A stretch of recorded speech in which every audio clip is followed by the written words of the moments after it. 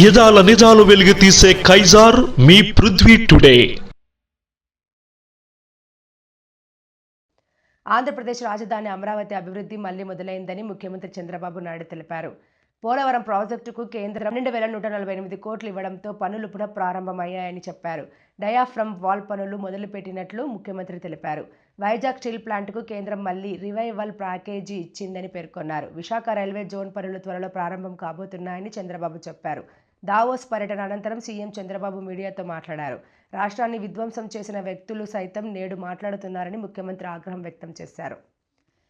ఆ రోజు కంపెనీస్ అన్ని కూడా హైదరాబాద్ తీసుకొచ్చి 1 by 1 కంపెనీలు తీసుకొచ్చాం. ముందు హైటెక్ సిటీ కట్టాం, దానిపైన మనుషులు తీసుకొచ్చి దాన్ని ఫిల్అప్ చేయడానికి ప్రయత్నం చేశాం.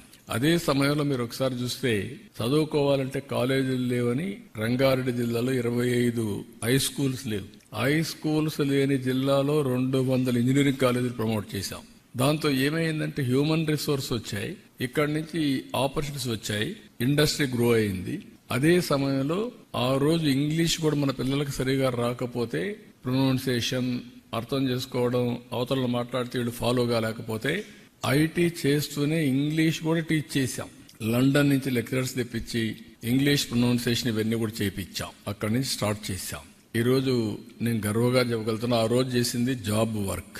95 నుంచి మన వాళ్ళు బిగిన్ చేసింది జాబ్ వర్క్. అంటే అమెరికాలో డే టైం డాక్టర్స్ ప్రాక్టీస్ చేస్తే మనకు వాళ్ళకి రాత్రి, మనకు డే టైం, వీళ్ళు కూర్చొని వాళ్ళు పంపించిందంతా టైప్ చేసి కంప్యూటర్లో యాడ్ చేసి పెడితే నెక్స్ట్ డే మార్నింగ్ నుంచి వర్క్ స్టార్ట్ చేశారు. ఇప్పుడు ఆర్టిఫిషియల్ ఇంటెలిజెన్స్ ఆ వర్క్ కూడా అవసరం లేదు, ఏఐకి చెప్పేసి అది చేసేస్తుంది. మీ వాయిస్ అంతా కన్వర్ట్ చేసి టెక్స్ట్ పెట్టేసే పరిస్థితికి వచ్చాం. అక్కడి నుంచి స్టార్ట్ చేశారు.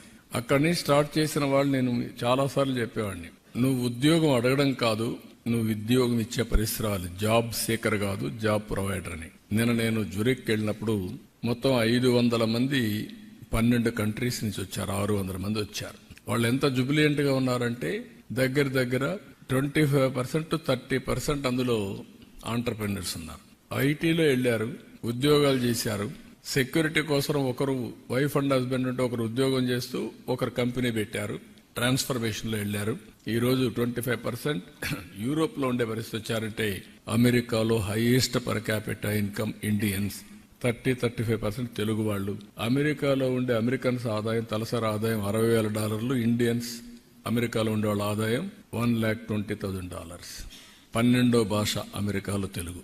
అంటే ఇవన్నీ ఏదో డికేడ్స్, సెంచురీస్ కాదు, 25 సంవత్సరాల చరిత్ర, మాక్సిమం 30.